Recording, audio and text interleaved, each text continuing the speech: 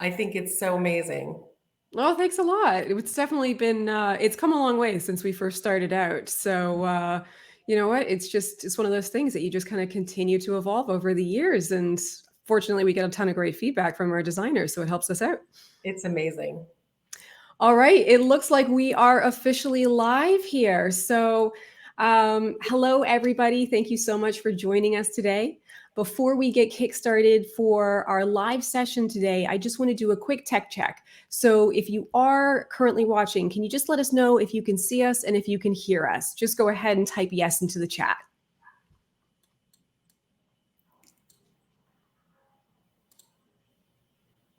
Okay, great. Looks like we're good to go here. Perfect. I'm seeing the comments coming now. So awesome. Thank you guys for joining us. If you've been getting the emails, then you know that for today's session, what we're going to be talking about is how you can roadmap your way to success.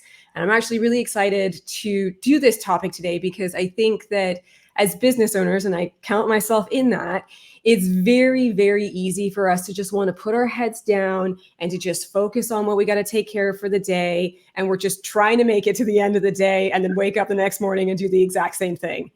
And the downside to doing this is that when you operate in that way, you're really not setting time aside to think about where you want to take your business. What are your business goals? What's actually going to be the big ticket items that you should be dealing with to get to that stage and move your business forward? So if you feel like you're kind of guilty of doing that same kind of process and you're going through the same steps and you're seeing the same mediocre results in your business and you want to see some real change moving forward, that's what this session is for. So we're going to be talking about this particular topic, and to help share some advice and guidance on this topic, we've got Wanda Colón here as our guest speaker. So welcome, Wanda. Thank you so much. I'm so excited to be here. And like you said, I'm also a business owner. I've been in the industry for over 20 years, and I know what it's like, especially when you're first starting out your business, that you're just like, you have blinders on and you're taking on so many different hats and so many different responsibilities. But there's a time in your business where you kind of have to step out of that and say, in order to grow, I've got to make some changes. I have to have a balance. So I'm excited to talk to you about that because I'll share some of my experiences and some of the things that I did terribly wrong, early in my career. And hopefully we'll give you some tips on how to create that wonderful balance that you can have. And what's the beauty of our industry is that it allows us that balance. We just have to manage it. Yeah, absolutely. Now, before we dive into Wanda's presentation here, I just wanted to give folks a little bit of background about Wanda. So for those of you who don't know, Wanda was the interior design host on TLC's Homemade Simple for 6 seasons and HGTV's 24-hour design for 4 seasons. She also developed and is the co-founder of the Academy of Interior Design and has been an instructor at the Academy of Home Staging since 2012. So lots of great experience and background there. I'm excited to let you just basically take over the reins here. Awesome. I'm going to step into the back seat and let you do your thing. Great. Thank you so much. And feel free to chime in because, I know that you have a lot of experience and, I'm open to that as well. So just a little bit about me. Sheila was nice enough to give me a really great intro, and I'm going to have to wear my glasses for this. But yeah, I'm Wanda Colón. I'm the co-founder of the Academy of Home Staging and Design. And what we do with our students is we always have them have an elevator pitch. So I always include that in my PowerPoint because I think it's really important to be able to share your brand, what you do, and who you are in a very short period of time. So this is my elevator pitch. I've been in the interior design industry for over 20 years. During that time, I was fortunate enough to be the interior design host on TLC's Homemade Simple for 6 seasons and HGTV's 24-hour design for 4 seasons. My design motto is simple. I like to make the world beautiful, one house at a time. So that's a little bit about me. And so, like I said, I started in this industry over 20 years ago. It's probably more like 25 now. And I remember when I first started, I was so driven and so passionate about this that it literally took over my whole life, right? And so being on the shows, you work 15-hour days. You're working all the time. I remember that I was working 7 days a week. We had 2 days off, but I never did because I had to create the design plan. And when I worked on TLC, Procter and Gamble owned the show, and they worked with um, the network. And so I had to get my design plan not only approved by TLC, but I also had to get it approved by Procter and Gamble, and that took days, right? So I was constantly working 7 days a week. And it's like really, really hard, not only on your personal life, but it's hard on your body. It's hard on your mind. So that's what we're going to be talking today about, the balance of life and work.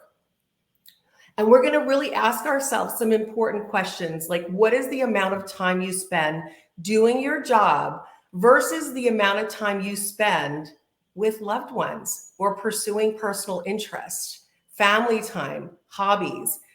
So we're going to be asking a lot of you today and asking yourself to just kind of dive in and get personal with yourself. It's always a good idea when you are a business owner to check in. Not only check in with your clients and with your business, with your colleagues, but also check in personally, check in with your spouse, with your kids. So we're going to talk about all of that. And what I love is, when you think about your life, I want you to think about what makes you happy, like focusing on your joy. And so work is part of that, right? So for me, I felt like I started out in this industry as a banker. So while I was in college, I was a teller. And then out of college, instead of pursuing my design career, and I minored in fine arts as well, so I was also an artist, I decided that I got a promotion in banking and I became the head teller. Then I became, customer service. The next thing you know, I'm in the management trainee program. And all of a sudden I'm managing a bank. So a little secret about me that's not really a secret, I can't even add. Like I hate math. I felt like such a fraud. I really did. And I felt like every single day that I went to work, I thought, I'm going to be found out, right? Like somebody's going to find out that I have no idea what I'm doing when it comes to math, right? So what I was good at is people. I love people. I love interacting with people. I love the clients that came in. And so this is why I kept getting promoted, because I interacted well with my community. I knew how to network with my community. I also have this one, like when you ask what your superhero power is, mine is I know how to make money and I know how to ask for money. That's a good secret power to have. I realized later on, I was like, that's, we teach at the academy. And so like, it's one of the biggest problems sometimes is people don't see their worth and they're afraid to ask for money. It was something that I never had a problem with. So I brought in a lot of clients to the bank, and that's why I kept getting promoted. But I also had to delegate some of the work because it's some of the stuff like I didn't want to do. So yeah. I learned these techniques early on, but I really felt like I had no joy in my life when it came to work. I started resenting getting up every morning and going into work. I would have to stay late to get my work done. I felt like it literally took over my whole life, and I would go home and complain for at least 2 hours of my day. And so at some point I was like, why am I doing this when I studied my passion? Yep. Why am I now saying, okay, I'm a banker? I studied design. I studied fine arts. I did all this creative stuff my whole life, and I'm a banker. Not that there's anything wrong with being a banker if that's your joy, but it wasn't mine. So I really had to focus on what my joy was. And that was being my own boss, starting my own business. So I have this book. It's by Melissa Horvath, and I love it. And so I'm just going to give you a little quote from her book. It says, "Take a moment to recall your younger years. What made your heart and soul feel alive? You are more than a wife, a mom, a worker, a sister, or a friend. And there's more to you than what you do every day. Remember the younger you. What did she love to do? What brought her joy? Free yourself from the many titles you have and the multitude of tasks on your plate today, and do something that brings you joy." Okay, so I love this because when I think back of being a banker, and then the same person that said, "I want to major in this. I want to go to school in this." It was literally two different people, right? I was driven by, I now have to be serious and be in the workforce. And when I look back at the girl who made the decision to study what she loved, right? It was so weird. And then I thought, why can't these two combine? Why can't I do something that I absolutely love? And I still think about this like the younger me, because it's been so many years. And I love when I kind of rekindle with her, right? Because it helps me check in today and say, yes, I want to bring that same spirit, that same drive today to my work. And what's really interesting is when you discover what your passion is and you work in your passion, it doesn't feel like work. It really doesn't. But it's not to say that there are tasks that are taxing in your business. And so we're going to get into that a little bit later. I get into how we can get rid of those ones so that we can keep enjoying the rest of it. Exactly. So I have a mantra. I work very differently now than I did, 20 years ago. And I really do believe that if you go into things with a positive, open heart, and you know what you want, and you're ready and open, the signs will be there for you. I feel like there's opportunities every day, but there are times where you don't take advantage of the opportunities for whatever reason. Maybe you're not ready. Maybe you're afraid. People do work out of fear a lot.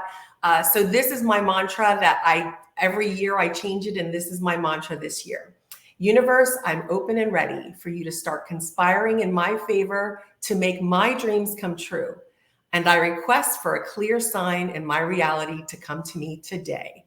I am open and I am ready. So I love this because it's not only business related, it's personal.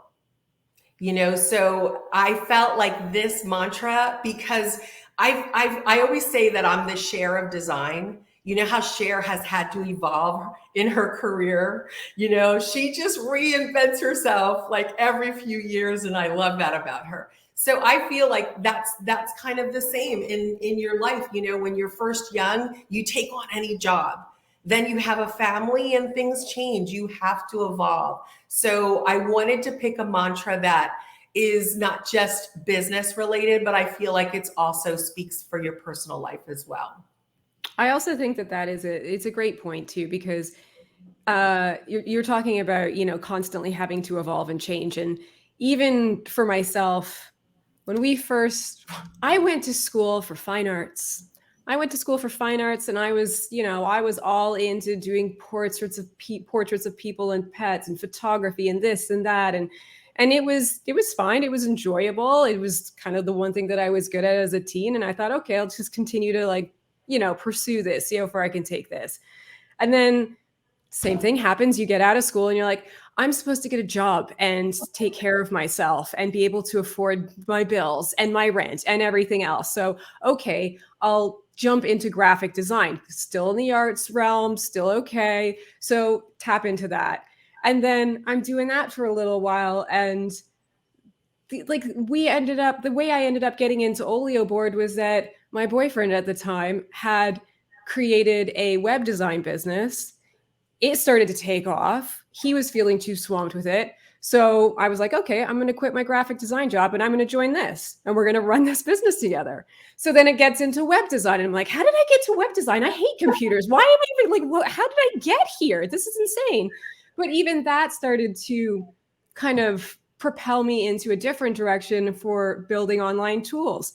And a lot of the time, if you do know what you want to do right out the gate, I'm amazed by that. Congratulations. I did not know what I wanted to do. And it just kind of there was these weird stepping stones, these openings. And I just thought, sure, let's take it. Let's see where this goes. What's the worst that can happen? I can always go back and get another job as a graphic designer. I'm sure it'll be fine. Let's try this out. But just being open to taking those challenges, I can't even believe how I've somehow gotten to this point now. And all those things that I trained to do back in university and high school or college, whatever it was, I don't do any of it now. Now I'm doing other things where it's like, okay, now you're going to handle promotions and marketing and you're going to do this and that. And every single time I step into these areas, I'm like, I know nothing about this. I'm going to have to learn this right here now on the job. Somebody's got to do it or this business isn't moving forward. So you step into the roles and then you get really good at those roles. And then guess what? Then you have to pass that role off and give it to somebody else. And you got to take on the next role. And you're just constantly learning and constantly changing.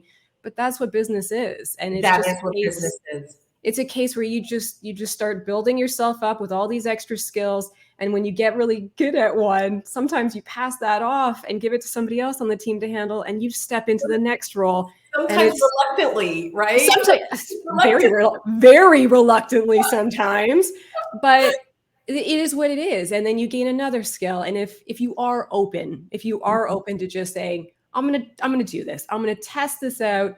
Somebody's got to do it. Let's jump in full tilt and just see where it goes. So yeah, 100%. That's how I got here. What's really interesting, Sheila, is at the Academy, our demographic is women over the age of 40. That is the biggest percentage. And what I've discovered is, for whatever reason, they were either in corporate America first, or they were moms, or they were running their household, and one day they wake up and they're like, I'm not working in my passion. Yeah. And they take that leap of faith. Like our motto is, be bold, design your life. Right? Because that's exactly when you take that leap of faith to say, at this point in my life, I'm going to completely change my whole career in my life. It's so brave. But what I always say to every student that comes in, because they're always like, they're so fearful, right? They're like, I'm this age. And I'm like, you know what? We're all going to be a certain age, we're not going to bypass getting older. But what we could do is miss out on joy, right? Yeah. So I always say, kudos to you for giving yourself that gift of saying, today I'm going to start a career in something that I love, so yeah, and I, like you, we wear many hats when we have our own business, especially in the beginning. So in this next slide, we're just going to talk about what percentage of time do you devote to these different categories. So family is so important. And when you're first starting out your career, they're like the first people that you're like, you know what, fend for yourself. There's a frozen pizza in the fridge, and then, your work. The clients, the networking, the administration, and then the me time. Hello, I need to get my nails done every 2 weeks. I need to somehow carve out some time to do that.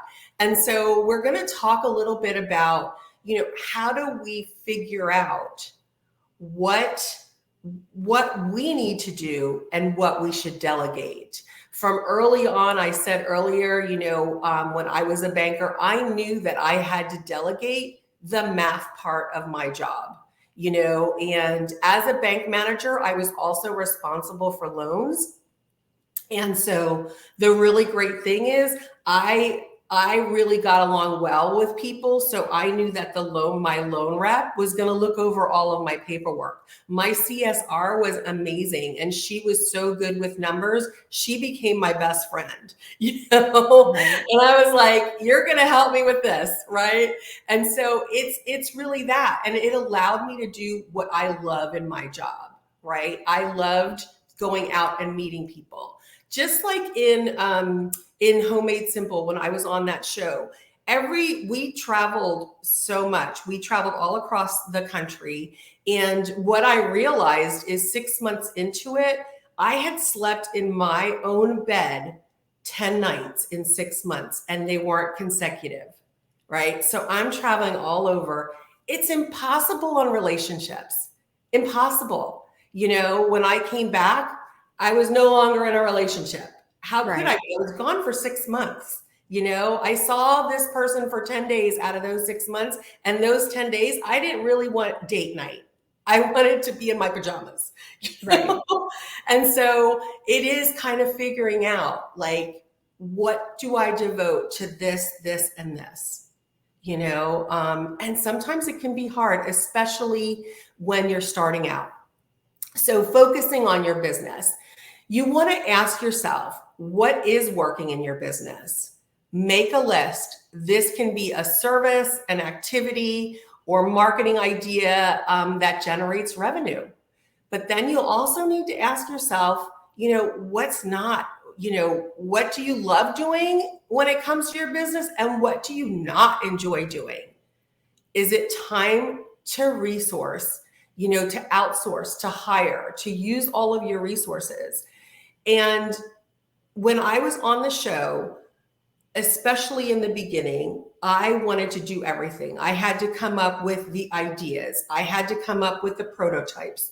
In design and in any TV show, you see them working on it. Trust me, on the sidelines, it's already done and looking perfect, right? So I wanted to be in control of everything, but I had an assistant who was amazing and talented. And I remember I had this conversation with the lady who created the show, and she was like, you need to let go of some of the things. She had said, hey, let's go out to dinner. And I was like, I can't, I'm working. And she's like, let's go out to dinner. Right. You need to eat, right? And so she's like, let other people do their job. And so what I realized is once I trusted that my assistant had this handled, you come up with a prototype. That's your job, just show me how to do it. So I look like I know what I'm doing when it says action. I got better at my job. My job was hosting. My job was coming up with a design plan and hosting it.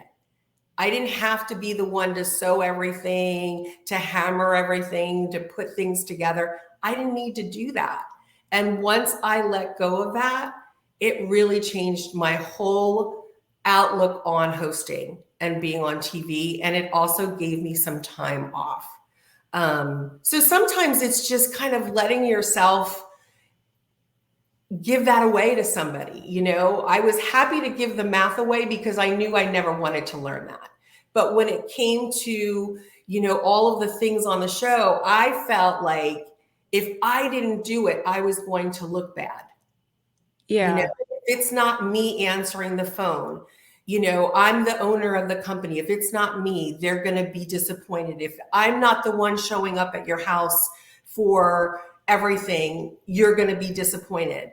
There are things that I don't need to do. I must be the first person at the consultation. I am that person, right? Because I'm selling this service. So I go to every consultation.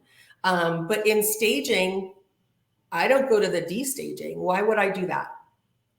That's taking out time where I could be focusing on bringing in income, right? I can be networking, doing the things that I'm really good at. Anyone else I can hire to go and pick up everything. So in home staging, it's a little different than interior design in that you stage the property and then right before closing, you have to destage it. So we have our crew to do that. I don't need to be the one to do that. Initially, you think, well, I want to make sure that everything's being packed and nothing is getting broken, and you need to let that go. Things will break or they won't, and then my time is better suited working, going to consultations, getting more business, and answering the phone, because I actually really love to answer the phone. I love to be the first person they talk to. And I also love the creative part. So later in my career, I even started outsourcing the design plan. So I would give my assistant the overall general of what it is that I have in my mind for this house. So I'm still involved, right? And obviously the client doesn't see anything until I approve it and tweak it. But she was the one going in to Design Files. And let me just tell you, Sheila, I loved Oleo board. I was a big user of Oleo board. I loved it. So I showed her how to do it and I let her do it. And she's actually better at it. She really loved it. And so I was like, I'm just going to let go of that. And that allowed me time to go and earn more money. Right. And so the money that I'm earning is a lot more than what I'm paying my assistant and that time that I would have been doing that. So you do have to kind of think of it in broader terms. I think you do. One of the things that I think is it can be hard when you have to let go of something, but you want to make sure that if you're letting it go, that somebody is going to do it to the level that satisfies you. And it's not going to be a case where you've said, okay, I'm delegating these 5 tasks. Somebody else is going to take care of it. And then you check in and you're like, this is a disaster. Like they didn't do it anywhere close to what I needed. And there's a real fear of having to go down that path, spending money on an assistant that doesn't work out, the time it's going to take to train them.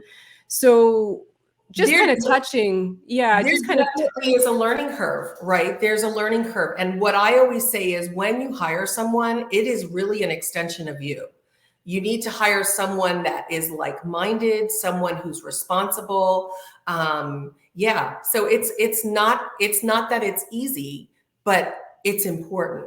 And you just have to do your due diligence. You have to be smart about who you hire. It's really easy to just go on, Craigslist or whatever, or hire somebody's niece or whatever, but you really need to make sure that it's a good, solid decision, because it may be easy to hire someone's niece, but it might not be so easy to fire her if she's right. Stay away from family. I'm sorry. I'm just going to say it now. Stay away from family. Exactly. Stay away from friends.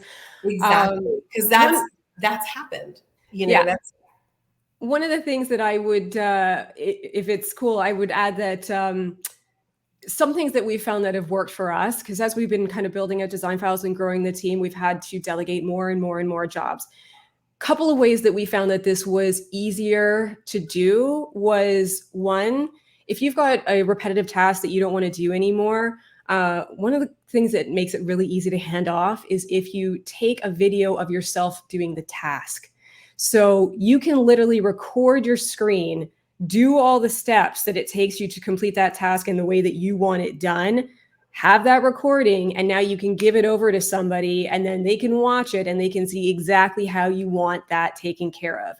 You can also get a program called Outline. And Outline allows you to also create documents where you are documenting your tasks. And again, we use Outline as well. So if I have something that I'm like, I am done dealing with this, this is a waste of my time, I need somebody else to take care of it, I will literally do the task. And as I'm doing the task, I take down the notes step by step for what needs to be done to handle this task appropriately or correctly. And then again, I have this outline. So now it's like, okay, great. I'm going to give this outline to this assistant now, and they're going to have the exact steps that they need to do to take care of this task perfectly.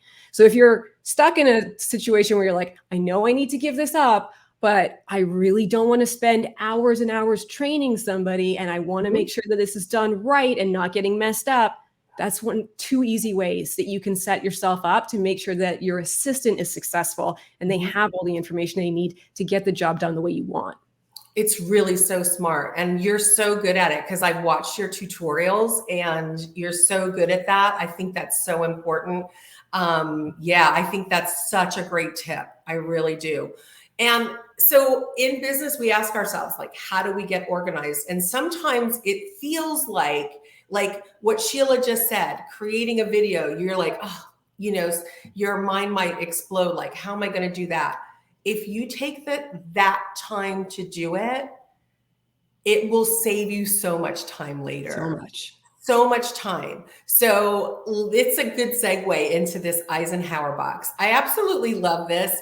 And it's not an easy thing to do. And it does take time. But when you do it, the benefits outweigh the time that it took you to do it, because you really, really kind of get this insight of what it is that you're doing in a day, and you realize how much time actually gets wasted, right? Yeah. So I always feel like if it was good for President Eisenhower, it should be good enough for us, right?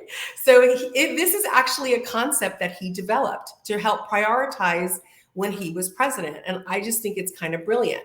And, you know, in today's society, we journal all the time. So it's just part of what we do. And I think that if you look at it that way, it won't seem like such a task. But we are asking you, when you do this, to really take a full week and look at your whole week. So you want to write down what you do every day, and you want to be honest and track every small step, like even what you eat for breakfast, which is also a dual thing, because I track my food all the time. Whenever I go on a diet, I'm like, let me track my food, because that's when I'm most successful. And so it's kind of like, think of it that way. I want to be successful at my diet, so I'm going to track everything for a full week and see what I really eat. And even if it's just one potato chip, I'm going to put it down, right? Because that's where you can eliminate things, right? So, you know, write it in a journal, build a really good to-do list. The key here is to get a clear snapshot of how you're spending your time. Then you want to separate the urgent from the important. So next, your list of activities and categorize them. Most simple way to go about this is to use this Eisenhower decision matrix. It's a simple 4-box grid, and it was created by the president. So I think that's pretty cool. And so he just did this like whole box. You know, what's urgent, what's not urgent, what's not important, what's important. So the stuff that you need to do now, right? Schedule a time to do it. Who can I do it? Who can do it for you? What can I eliminate? You know, and that is going to be what you can eliminate, is going to be like mind blowing. So I'm going to give you an example. Every morning, and I really do this all the time. Every single morning I do this. I wake up, my husband gets up, he gets right out of bed and starts his day. Sometimes I'm still in bed for 30 minutes, doing absolutely nothing. Yet I could be the first one to say, I don't have time to work out. Right. I don't have time to go to the gym. Yeah. But I'm sitting in my bed for 30, 40 minutes doing nothing. I think I could probably get up and go work out, right? So it's kind of funny when you really think about it. And I never thought about it until I did this. And I was like, oh, like, it was funny because the first couple of days I was journaling, I wasn't writing that down. I wasn't writing down that I was just sitting there on Facebook, on TikTok, whatever, you know, right. And I was like, so I started, I mean, I was like, okay, in 7 days, 10 hours, I was doing nothing. Yeah. You know, but if it brings you joy, that's fine. But, you know, you really need to take a realistic look at everything. So creating an ideal schedule, cut down, discard, delegate as many urgent and unimportant tasks as you can, and then create a schedule of your ideal work week. So I did this a long time ago, and Sheila, on Thursdays, I decided that it was my day to communicate with my client. So I decided that on Thursday, I never had an appointment. It was my day to stay at home. I can work in my pajamas. I can, just sit at home, go in my office. And that day I did all of my hours. I made sure that all of my hours were calculated. It was the day that I communicated with my client, let them know this is what I worked on this week. Here are my hours for the week. This is what I'm projecting to work on next week. And, I got that all done. And so I love doing it on Thursday because I also felt like if I got into my office early enough, I can be done by 1:00. Right. So that was my goal. It's also my purchasing day. I check on purchases, make any purchases. It's my day to get into my office as early as I can, get everything done. And at 1:00, I made a fabulous lunch with a really good bottle of wine. And so That's your treat. That was kind of my reward. Like, this was something that I really enjoyed doing. And sometimes I would make lunch for people. I would make lunch for my husband, for my daughter, like whatever. But it was like my day. Like, everybody knows that on Thursday, something good is going to be cooking at Wanda's house, because her work, this is the kind of work that I didn't really love doing, was the admin, that I got it done as quickly as possible, because then I could have the whole rest of the day off, Right. And so that's the kind of outcome that comes when you get organized and you figure out what's working and what's not working. So yeah, I love this. And then you run a test week with your schedule in hand, commit to it for a week. Is it possible to keep with? Maybe that task that you delegated should have been discarded entirely, or you realize that what you thought was urgent was actually an important part of your new work-life balance. It'll take some time, like anything, it's going to take some time. But after a few weeks, your schedule should start to solidify and you might start to notice some free time. I know that I did. Once I realized what was important, what I like to do. I like to be the creative force in my business. I like to be the one that says, this is the vision. I like to be the one to say, I want to talk to the client first. I'm their go-to person, but I don't need to go shopping. Right? Right, exactly. I don't need to be the one to go shopping. I don't need to want to be the one to do the mood boards or the design plan. By the end of my career, my assistant was so good at it. She what's really great and I love is that she's got her own business and it's thriving. And I absolutely love that. And, she learned so much. Right. And so she just took that on and went with it. So, you just kind of learn like what is working. And then you create a roadmap to success, right? You build, what am I going to do with the time now that I've delegated? So you kind of set up goals for yourself, because in every business you need goals, or you just and if you don't write them down, if you don't say them, they're just going to stay in your head. I'm a big believer of vision boards and of roadmaps. So when I first started my career, I've been doing vision boards like forever. In my vision board, I had HGTV. It was the biggest thing on my vision board. And it was something that I wanted, but I never told anyone.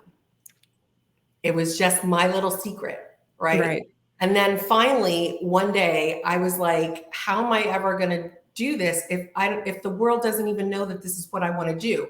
What I was afraid of was somebody saying, really, you? Like, what makes you think you can do that? Right? Fear. And I did, you in life, you do all of these like workshops and stuff like that, coaching. And I was like, this year I'm going to put it out there.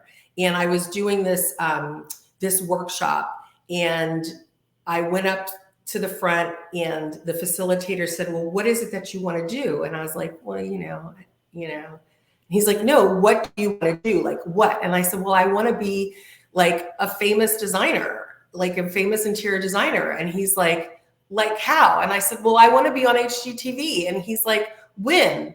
And I was like, I don't know. And he's like, tell me when you want to be on HGTV. And I was like, this year. And he's like, give me a date. And so it was January. And I said, June. He's like, give me a date. I said, June 15th. And he's like, back then we had daytimers. It wasn't on our phone. So he's like, go write it on your daytimer. And so I went and I wrote it on my daytimer. And then he's like, now go make it happen. Go out in the world. The opportunities are there. Make it happen.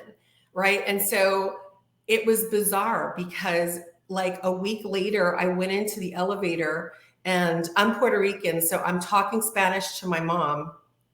In comes this girl. She's got blonde hair, blue eyes. And she looks at me and she's like, are you Puerto Rican?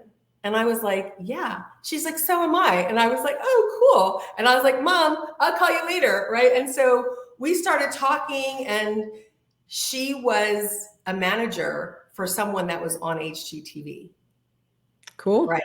And so I literally didn't say anything because once again, my fear came in and I didn't want to tell her that that's what I wanted to do. But we became friends and like later she knew what I wanted. And at first she said she couldn't represent me because she already had somebody that she was representing that was in the same category. Fast forward a couple months later, she calls me. She's like, I have an audition. They're looking for someone ethnic. They want a female. She's like, it just kind of really sounded like you. And so that was the audition that I went to. That was 24-hour design. And I auditioned with 1,000 people, and I literally was like, this is going to be mine. I deserve this. I want this. This is going to be mine. They gave it to someone else. Sheila, I was so heartbroken. I wasn't expecting that. Someone else, and I couldn't let it go. And I was like, I just really felt like this belonged to me. And 2 weeks later, they called me because the person they had picked didn't work out and asked me to be on set the very next day. So I go on set. I'm like, whoa, this is so crazy. And, talk about like, you don't know what you're doing until you get into it. You said earlier, like you get into a job, that's when you learn it. Yeah. And the first thing they did was like this. I remember the camera guy saying, are you ready for your OTF? And I was like, do I have time to go to the bathroom? And he's like, yes. So I went to the bathroom and I called my manager. I'm like, what's an OTF? And she was like, it's an on-the-fly interview. I was like, okay. And so it's so weird. So then I did that. And then the very next meeting we had at the production company, I'm there. I can't even believe it. And I have my daytimer and they're like, okay, so shoot date is this date. And I turned the page of my daytimer and the very next day was June 15th. And it said, I will be on HGTV. That's spooky. Isn't it weird? Yeah. And I literally, I was like, I need a minute because I was like, I'm going to cry right now. I need a minute. But setting your intentions, setting up goals, putting a timeline to it is so important. Letting people know, not being afraid to ask for it. And this can work not only in your business, but for your home life, for everything. My biggest advice is always have joy in your life. If you hate what you're doing, figure it out. There's no reason for you to be doing stuff that you don't enjoy. We've all been there. Ask for help, get help, bring joy to your life, and love what you do. I love our motto of be bold, design your life. And that's what it's all about. So creating a clear roadmap for the vision of your business as well as the vision of your life is so important. And I highly recommend doing a vision board and never be afraid to ask for what you're worth. I think it honors the industry and it honors you. We've all worked so hard to get to this table to say, I'm an interior designer. It's a wonderful industry. And if you're at the table, honor it. And so that's what I would say. And then, if we have any questions, I do want to say that we are doing a promo code. It's called DesignFiles, DesignFiles 500. And that is $500 off any of the upcoming in-person interior design or home staging courses. Amazing. So there you go, folks. You're able to take advantage of that promo code.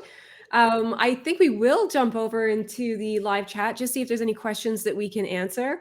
Before we do that, I actually wanted to talk a little bit about the Eisenhower block, because there's another version of that that you can also use. And just in case it helps designers here, we had actually kind of stumbled on this when we were growing design files, because again, you're swamped with a million tasks that you're taking care of. And there does come a point where you have to decide, okay, I know I have to let go of a few of these things. I can't take on everything. So you do that same process where you literally take down every single task that you are taking care of in a day, everything, doesn't matter how small it is.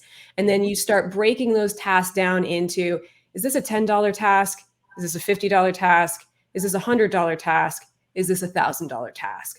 And if it's in the 50 and the $10 task column, it's off your plate. You got to get rid of those ones as soon as possible, because that is not where you should be spending your time. You can get somebody else in who's going to be able to take care of that, and then just lift that off your plate, because your time is worth more than that. So when you start breaking your task down and saying, this is a $10 task, and guess what? 70% of my day was spent on $10 tasks, you'll be amazed. You'll think to yourself right now, nah, I'm not really doing that. I'm not doing that. I was blindsided when I did this. It was just like, I don't know what am I doing here? What am I doing here? I'm spending all my time on these tiny little things that are not moving my business forward. But when you let go of that and you realize how much of your time you've been dedicating to that, it can be shocking. And then it really opens up a huge amount of time where you can start saying, okay, from here on out, I'm only doing the $100 and the $1,000 tasks. And if you can work yourself up to it, you just stick with those $1,000 tasks. And that's the cases where you start working on the big things that literally push your business forward. It could be on marketing, promotions, finding an amazing partnership with another business that starts sending you all kinds of referrals, things like that that are worth so much of your time to help you grow your business. Instead of all these little things where you're managing a few little details on a project, you're answering your emails, you're doing all these phone calls, you're doing this and that. You got to figure out how much money is invested in those little tasks, or how much really that task is worth, and then make sure that you're getting rid of all of those. So that's another way. I love the idea of putting money, like equating it with a dollar a year. Then it really starts to resonate, and you're like, whoa, okay, this is like unlocking a whole other world for me now. Absolutely. So it just and gives knowing you your worth. thinking about it. It's kind of also like saying, you got to know your worth, right? Yeah. Like, I am the leader of this company. I need to be the one bringing in the big dollars. So exactly. I love that. Yeah. So just, different ways of thinking about it. But let me just go ahead and I'll have a quick look to see if we've got any additional questions here from folks.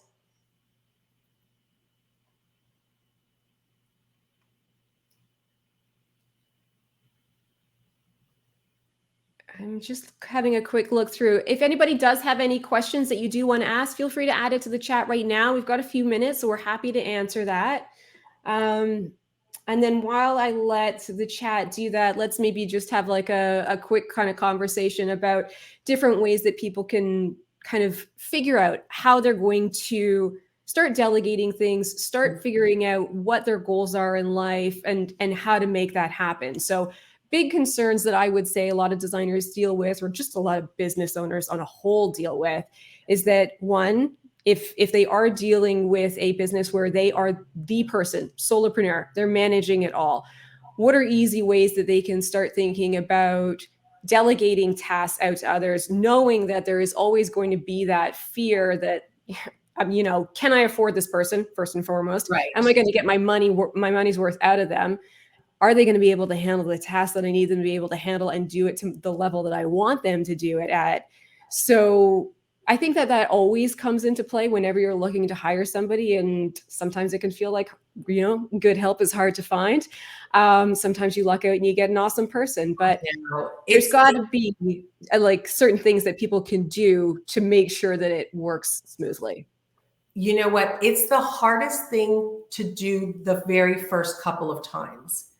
For me, I've been using virtual assistants for years and years and years. I think it's really phenomenal. I love using virtual assistants. So when I was on the shows, I was on a lot of magazines. I did House Beautiful, Better Homes and Garden. So they would ask us to write articles. So a lot of times they would just throw out a question. But what I realized is, because I'm a control freak, if I would write the whole article, then they would always ask me to come back because I did their job for them. Once again, it's kind of like that business, that entrepreneur sense where I have to do it all. So I would literally write the whole article, and it worked. Because of that, I was getting a lot of requests. So I decided to hire a virtual assistant. And I had her, one of the skills that I needed was somebody who's a very good writer. And she did all of my articles for me. And I did probably a good 4 articles a month. And so, like I said, I was working 15-hour days. I was working 7 days a week. I didn't really have time to do this, but I wanted to continue.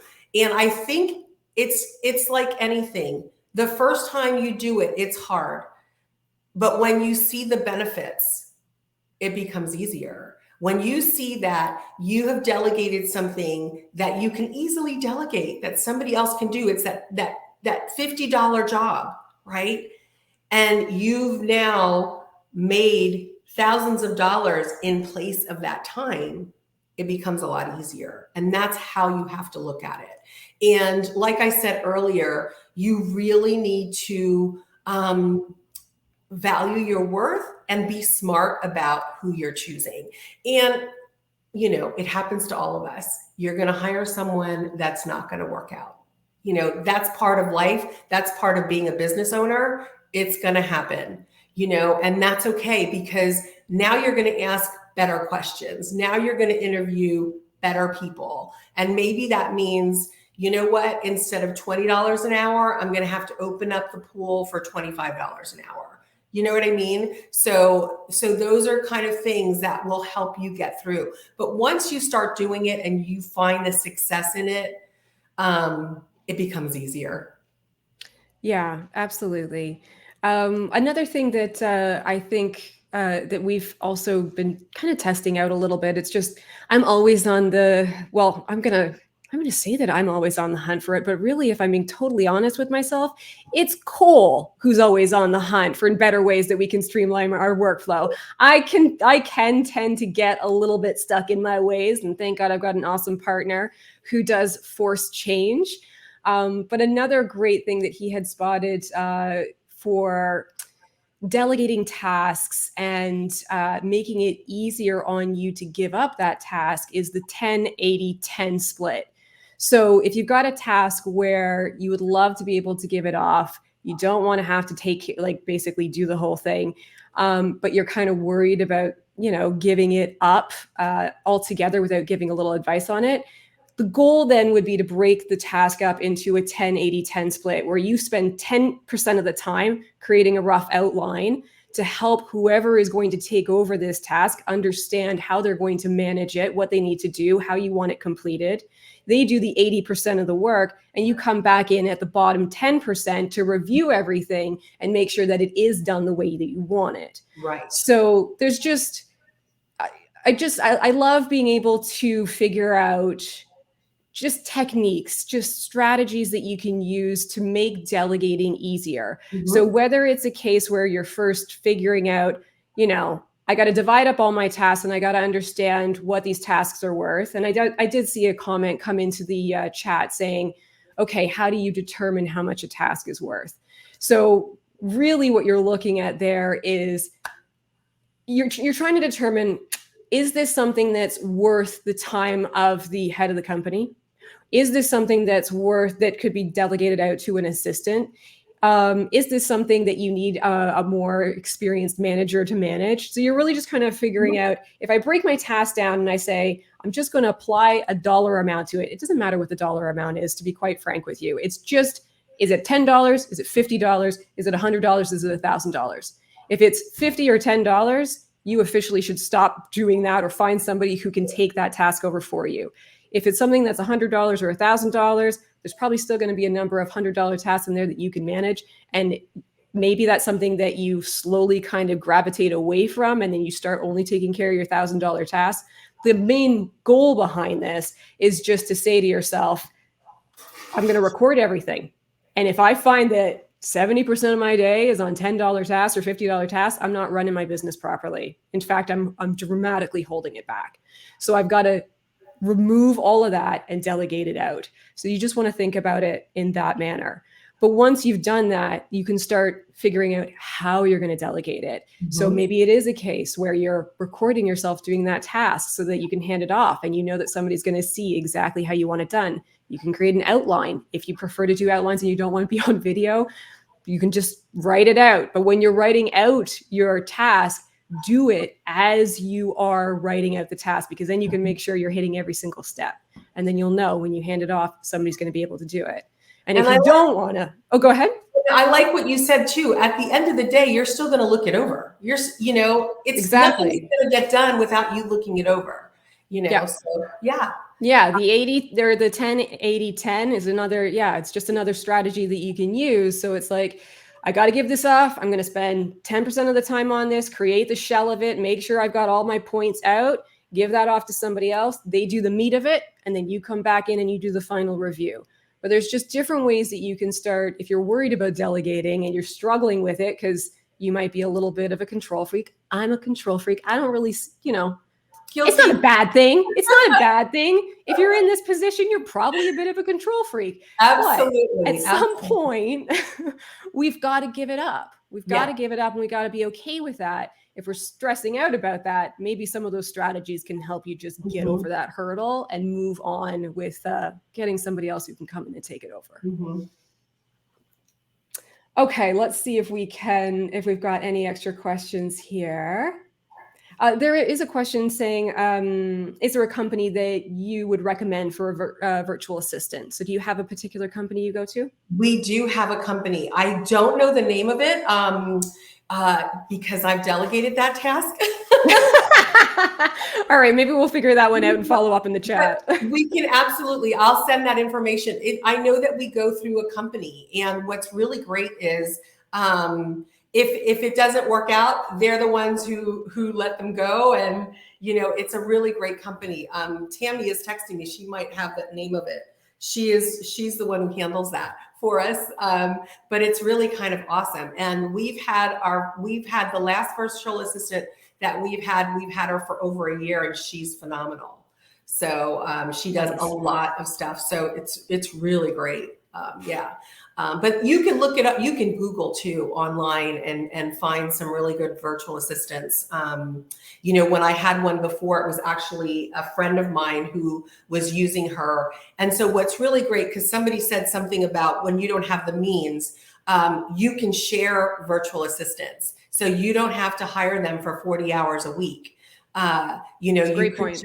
You could just hire them for 5 hours a week and decide once you decide what are the things that you don't want to do, that you're not finding joy in doing, and are those $50 tasks, because that's what I also find that I'm in line with. When I did the Eisenhower box, the things that I didn't like to do are the $50 tasks. You'll see that there's a correlation there. They aren't going to take 40 hours. They might just take 5 hours or 10 hours a week, and you can hire a virtual assistant for just that amount of time. That's a great point. That's a great way to get started. If you feel like you're a little tight and you just need somebody for a few hours and not the full 40, that would be a great step forward. I saw someone's question, and I love the solopreneur. I thought that was really great. Let's see here. Is it this one right here? What advice or help do you have for a person only going into design Let's see here. Only going into design at present and wanting to go solo. Say that first part again. What advice or help do you have for a person only going into design at present and wanting to go solo? So, what's the beauty of this industry is you decide your schedule. You can book yourself out, and you can say, on like me on Thursday, I never had a client Thursday afternoon or Thursday all day. It was my day to do my admin and then to play. I think that's the question. I think it's just like what do you? Okay, if we were going to approach it this way, I think what advice or help do you have for somebody who's wanting to go solo? So if they are, So I think it's the same thing. What you want to look at is your whole schedule. Like what does it look like? And initially, I'm just going to tell you, you're going to spend the time doing everything when you go solo. You're going to do everything, and that's okay because you want to be the master of your business. My advice is always to be educated. First of all, be an expert in what you decide that you want to be. So if you want to be a designer and you're new at this, make sure you're getting the resources, the education, the coaching, whatever it is that you need so that you can present yourself as an expert. And then what I love is we have this thing that we do 30 days to your business, because there is a formula to start a business. The first thing you want to do is make sure you have a really good solid name that's available, that's relevant, that really speaks of what it is that you're doing, right? And then make sure it's available in the .com. You want to make sure you have a website, even though you may have Instagram or Facebook. If you want to be a professional in this industry, it's so important to have a website. Make sure that you have a fictitious name title, doing business as, do the paperwork, do the due diligence. So those are the first things that you have to do. There's definitely a formula. Get your office set up. Make sure your office is a space that you love to create in. I absolutely love being in my office. I'm super productive in my office. When I close the doors, work gets done in here. And then you have to network. You have to get it out there. You have to get those clients. And there's a formula there too. There's a science to this, even though it's an art. And it's following those business practices, making sure that you have the right software, getting to know what DesignFiles is. In our class, we actually devote a whole afternoon on different software and DesignFiles. This is why I said you're so good at your tutorials, Sheila, because we actually show the tutorial of you putting that room together and how quickly you do it, because I feel like that's always one of the biggest questions we get. How am I ever going to do a board? How am I ever going to do a space plan? I don't know how to do CAD. I absolutely hated CAD. Hated it. It was one of the things that I would resource early on in my career. Like, somebody else can do the drawings. And back then we actually did drawings. Yep. And so, you have to do the due diligence. You have to be able to say, I'm an expert in this field. Not to say that you know every answer, not to say that you won't make mistakes. I feel like even today, after 25 years of being in the industry, every single client that I have, I learned something, and that's also one of the beautiful things about this industry. It is the sky's the limit. There's so many different niches that you can get into.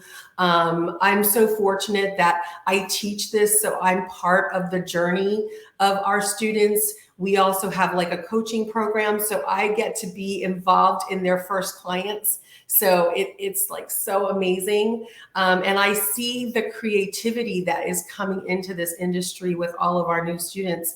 I have some students that just do virtual design. That's it, nothing else but virtual. And then I have students that do only kitchens, do only bathrooms. I have 2 students right now that are doing not just feng shui, it's more like the aesthetics and the life change that happens with design. Right. So it evolves. It's like share this industry. It's always evolving, you know? No, And so, it's true. And yeah, so I think that I think that question in itself it's almost an entire webinar to kind of talk about like how you would get started in the industry. But yeah, I think just kind of getting the basics set up, like you said, Wanda, making sure that you've got your name, your website, just kind of getting your foundation set up. And then once you've got your foundation set up, I do think that Wanda, you make a great point. It One of the key things that you do want to do is have that niched in focus. So you just got to decide what kind of designs do I genuinely love doing, and then focus in on that and make that your specialty, your go-to. You'll become the go-to person for that expert area of design, and you can build yourself up as an expert in it when you do focus in on a niche, and that helps you promote yourself further. So if there's just one thing that I would say, I would just say, don't just come out and say, hey, I do residential design for any client, any kind of room, any style that you want. You don't want to do that because you're just going to get lost in the sea of thousands of other designers. So you need to figure out what that specialty is going to be for you and how you can use it to promote yourself and start drawing your ideal client to you.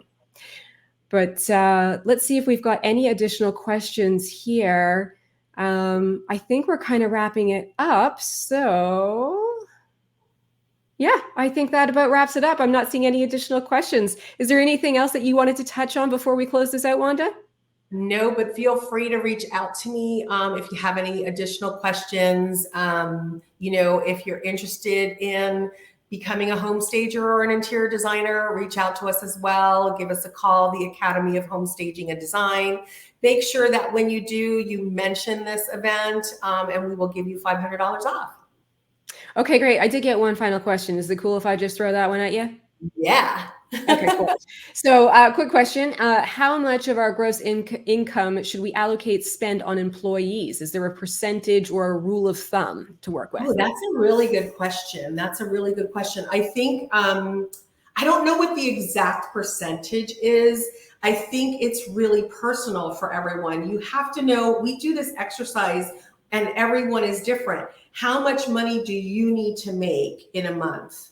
And we do this whole exercise of, we really break that down. I know that when I was working on the show, I made a certain amount of money. And then when the show got canceled, I went from making this amount to zero, right? So I know that starting, and I've been traveling and doing design shows for, a good 6-7 years. And it was starting over. I had to start over. And I thought, how do I start over now? Because I'm so used to making this and now I'm making this. So the first thing I did was, this is the amount I need to make, right? That's how much I must make in order to continue my lifestyle. But I don't have a percentage, where it would have to be above that, right? The amount has to be above that. I said earlier, forgive me, I'm awful with math. But yeah, the percentage has to be above that. Do you have that answer, Sheila? Like, do you know what percentage that would be? I don't base it on a percentage. Yeah. So I guess the way that I would think about this is that if I'm running a design business and I'm going to bring on an assistant, one of the options that you can consider is that even though you have an assistant and the assistant is working on specific tasks for you, you can still keep your hourly rate the same for yourself and your assistant. You might be paying your assistant a lower amount, but you're billing out your client your hourly rate. So you're making the difference on what you pay the assistant versus what your client is paying you. And that way you can always make sure that for every hour they're spending on a job for you, you're still earning off of every one of those hours. And you're not setting yourself into a position where you're going to be losing money. Mm-hmm. So I'd probably approach it that way. If you are going to set yourself with your hourly rate being higher and your assistant's hourly rate being lower, you still want to set it up so that your client is paying more than what you're paying your assistant. So you're still making a difference in between it. That way you can just keep making sure that every hour spent is an hour you earn. And that's the beauty of our industry, is that we get paid by the hour, right? that is the beauty, where you can break that down in your contract and say, this is what the hourly rate is. And you include that, however, how many hours you have your assistant, you add that on to your hourly rate, because in reality, they're hiring the firm, right? Yeah, so there's definitely, I've seen the argument for both cases. There's definitely an audience that is in line with saying it doesn't matter if I've got a junior assistant, a senior, a junior, myself.